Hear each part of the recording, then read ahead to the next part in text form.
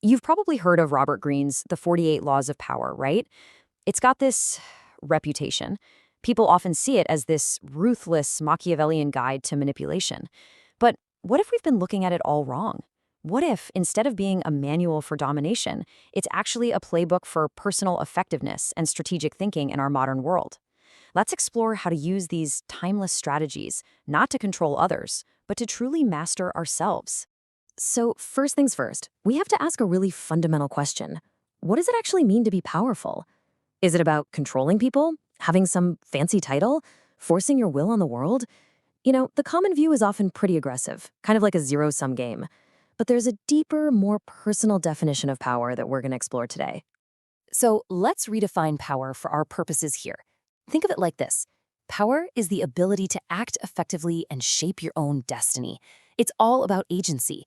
It's about understanding the unspoken rules of social dynamics so you can navigate them with intention and grace, instead of just getting pushed around by them. See, this isn't about manipulating other people. It's about mastering yourself.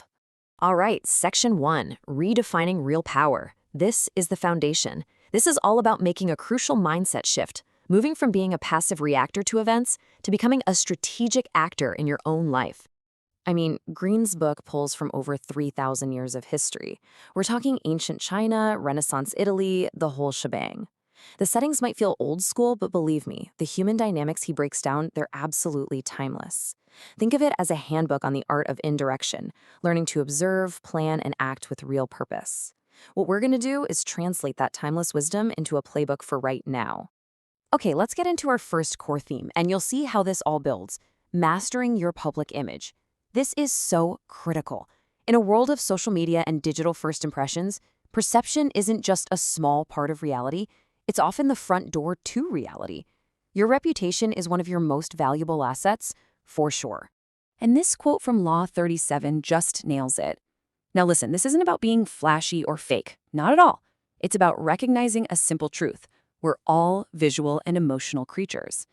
The way you present yourself, your work, and your ideas has a direct impact on how they're received. The key is to consciously shape that perception. So, how do we actually do this? How do we apply it in a practical way? Well, first off, consciously craft your digital persona. Your LinkedIn profile, your online portfolio, how you show up online, it really matters.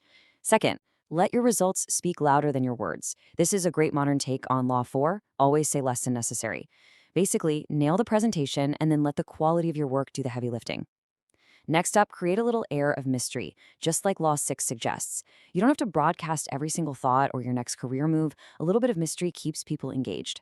And finally, in any professional setting, Law 1 is timeless. Never outshine the master. When your boss looks good because of your work, you build trust and you create the space you need to thrive. So once you've got a handle on perception, it's time to focus on action. Because let's be real, it's not just about your image, it's about what you do with that image. In fact, how you take action can be even more important than what you do. And this slide illustrates the two paths you can take perfectly. According to Law 28, the timid approach, it just infects everything you do with doubt. It makes you look weak and it leads to hesitation. But the bold approach, that's a whole different story. It inspires confidence, it creates its own momentum, and it commands respect. As Greene writes, everyone admires the bold, no one honors the timid. Any mistakes you make with audacity are just more easily corrected with more audacity. But, and this is a huge but, boldness without a plan is just recklessness. It's not enough to just charge ahead.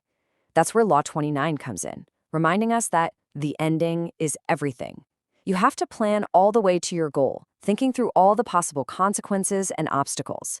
That is the strategic thinking that turns bold action into a successful outcome. All right, so we've talked about our own image, our own actions. Now let's shift gears and talk about influencing the actions of others.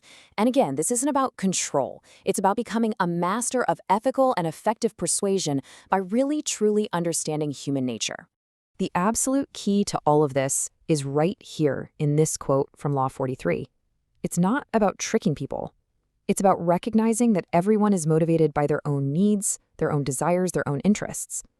If you want to get someone on your side, you first have to understand what they care about. The quickest way to their mind is to show how your goals are going to benefit them.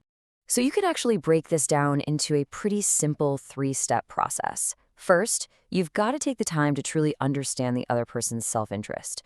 What makes them tick? What do they want? Second, appeal to their emotions. Logic alone doesn't really move people. You have to connect on an emotional level. And finally, frame your goals as a mutual benefit. Show them that helping you also helps them. That is the heart of true ethical influence. Okay, let's start to pull all these threads together. We've redefined power, we've looked at image, action, and persuasion. Now, the goal is to synthesize all of this into a personal playbook that you can actually use day in and day out. So, what are the big takeaways here? What's your personal power playbook?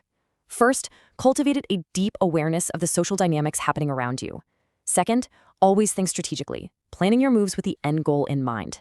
Third, act with intention, consciously managing both your image and your actions. And finally, and this one might be the most powerful of all, practice restraint. True power so often lies in knowing when not to act, when to say less, and when to just sit back and observe. Look, at the end of the day, these laws are just tools. That's it. And like any tool, they're not inherently good or evil.